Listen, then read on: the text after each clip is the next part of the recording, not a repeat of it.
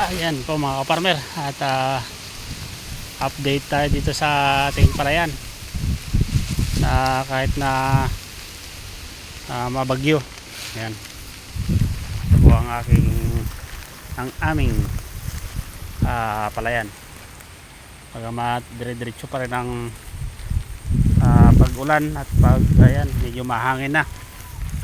Ayan, at nagkakaroon na rin ng ang problema dito mga kaparmer pagka humangin, dahil ito po ay hindi pa masyadong nakakakuha ng laman. Ayan, hindi pa po nakakakuha ng laman yung kanyang mga uhay.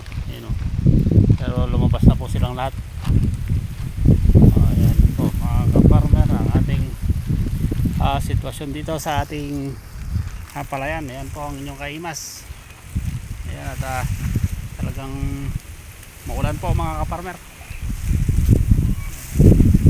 Ito po ang ating palayan. Kung mapapansin nyo po mga kaparmer, ayan, napaka mahangin-hangin pa at napagpag na ang kanilang mga muta ang tawagin.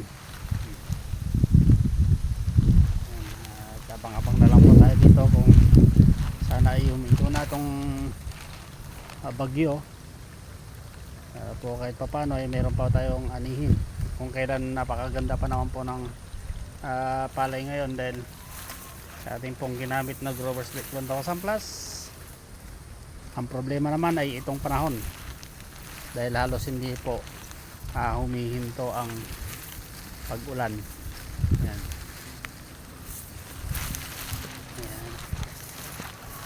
Yan. Update lang pula tayo kanina. Kahit na medyo tumila ang ulan ay nag-spray pa rin po ako mga kaparmer, para dahil yung mga bangaw ay nagsisilapit na dahil nakabanguhan na itong palay.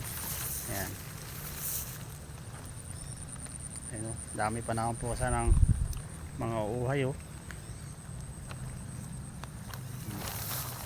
Nakapayo pa yung mga uhay dahil ito po ay kumukuha pa lang, kasalukuyan pa lang kumukuha ng laman.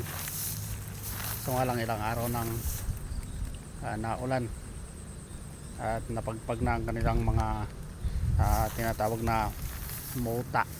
Yun. So ayan po, kahit po ganyan po talaga ang mga magsasaka, laban lang, walang susuko dahil ang mga magsasaka ay matibay. Yan. So ayun po mga farmer, kung maaari lamang po ay paki-like po at paki-follow po, at sana po ay paki-subscribe na rin po ng aking page sa Agri Kaimas Vlog. At meron din po tayong YouTube channel na Agri Kaimas TV. Yan po ang aking mga account. Maraming salamat po sa inyong pagsubaybay at pagtangkilik kay Agri Kaimas Vlog.